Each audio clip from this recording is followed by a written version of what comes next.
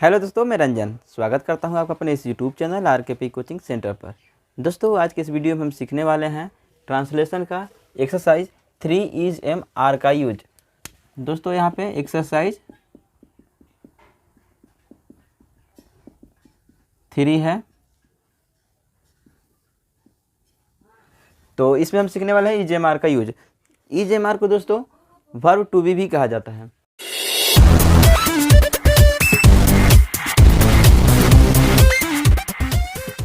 तो दोस्तों, सबसे पहले हम इसका मतलब समझ लेते हैं। तो यहाँ देखिए, ईज का मतलब होता है, एम का मतलब होता है हूँ, आर का मतलब होता है हैं। यहाँ पे देखिए दोस्तों, यहाँ पे है और यहाँ पे हैं। जब प्लुरल होते हैं तो हैं का यूज करते हैं, आर का यूज करते हैं। यहाँ पे देखिए किसके साथ क्या यूज करना है, ही, सी, इट या फिर कोई भी सब्जेक्ट जो एक हो। अगर एक सब्जेक्ट रहेगा तो उसके साथ हम ईज का प्रयोग करेंगे। और वी, यू, दे और 1+ यानी कि एक से ज्यादा जब सब्जेक्ट हो जाएंगे तो चलिए दोस्तों इनका आर का यूज करेंगे करना शुरू करते हैं। और एक लौता देखिए ऐसा सब्जेक्ट गरीब है जिसके साथ हम एम का यूज होता है। ठीक है, आई, हूँ का हो जाएगा एम और गरीब का हो जाएगा पुअर। तो आई एम पुअर। तुम एक विद्यार्थी हो, तुम का क्या होता है दोस्तों, यू। हो का यहाँ देख सकते हैं आर होता है। देखिए यहाँ पे एम मीन्स हूँ, यहाँ पे आर मीन्स है और हूँ दोनों होता है। तो तुम एक विद्यार्थी हो, यू के साथ लगता है आर। आप यहाँ पे देख सकते हैं यू कहाँ है, यू यहाँ पे है, इसके साथ आर लगता है। तो यू आर, अब एक है तो विद्यार्थी का हो जाएगा स्टूडेंट। यहाँ पे दोस्तों हम यूज करते हैं सब्जेक्ट, वर्ब, ऑब्जेक्ट का या फिर अदर वर्ड इसको कह सकते हैं। तो यानी सब्जेक्ट के बाद वर्ब का हम यूज करते हैं। तो यहाँ पे आप देख सकते हैं सब्जेक्ट हमारा यू है, उसके साथ आर का प्रयोग किए, उसके साथ अब जो भी बाकी बच गया तो एक विद्यार्थी बच गया तो स्टूडेंट यहाँ पे लिख दिया है। उसके बाद है वह कमजोर है, तो वह क्या होता है दोस्तों, ही। अब ही के साथ लगेगा दोस्तों ईज। यहाँ पे आप देख सकते हैं ही के साथ लगेगा ईज। अब कमजोर का हो जाएगा वीक। वे लड़के हैं तो यहाँ पे हो जाएगा वे का दे, हैं का आर और लड़के का हो जाएगा बॉयज़। तुम एक दर्जी हो, तुम का होता है यू, यू के साथ लगेगा आर और एक दर्जी का हो जाएगा टेलर। आलोक अच्छा लड़का है, आलोक का आलोक एक देखिए यहाँ पे आपको मैंने बताया था कि अगर कोई एक रहेगा आलोक, यहाँ पे देखिए आलोक दिया रखा है, तब आलोक एक है या एक से ज़्यादा है तो आप कहेंगे आलोक तो एक ही है, तो यहाँ पे एक है, इसके साथ इज लगेगा। तो यहाँ पहले लिख लेते हैं आलोक is a good boy.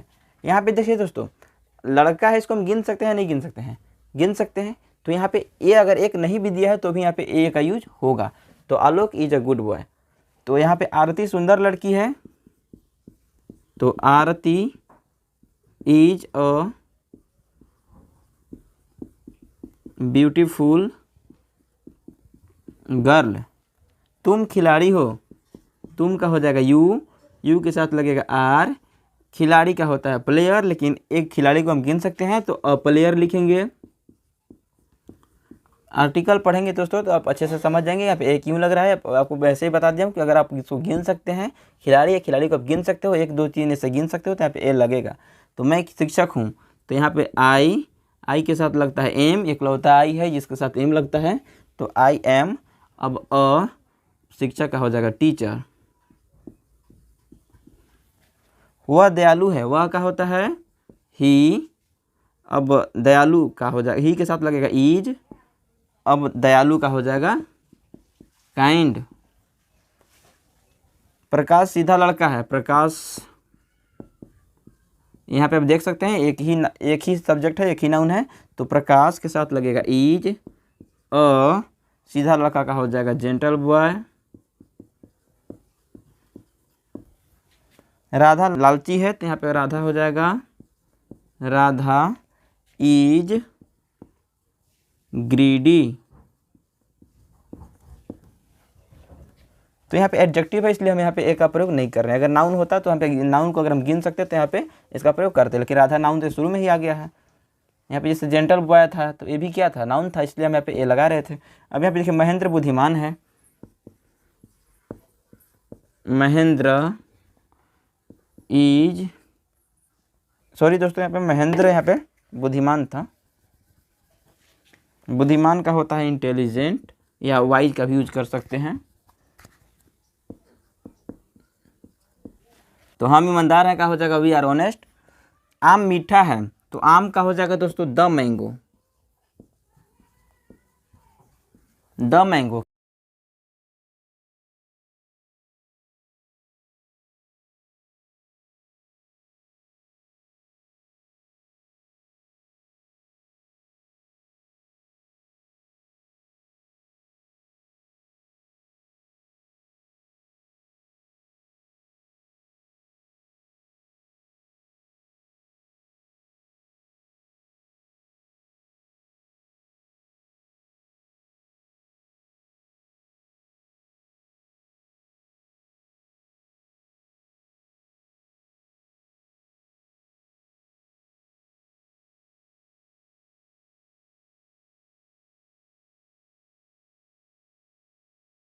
Exercise 3 में हमें दो तरह के वाक्य को बनाने हैं। जैसे कि पहले था हिंदी से अंग्रेजी करने थे, हिंदी से अंग्रेजी कर लिए।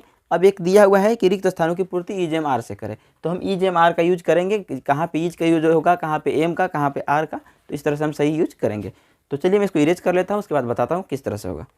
तो दोस्तों हमारे सामने दूसरे तरह का यहाँ पे रिक्त स्थानों की पूर्ति करने के लिए दिया गया है, तो यहाँ पे हम पूर्ति कर लेते हैं दोस्तों। देखिए यहाँ पे दिया हुआ ही, अब ही के साथ, अब देखिए यहाँ पे क्या यूज होगा, ही के साथ ईज का प्रयोग होगा।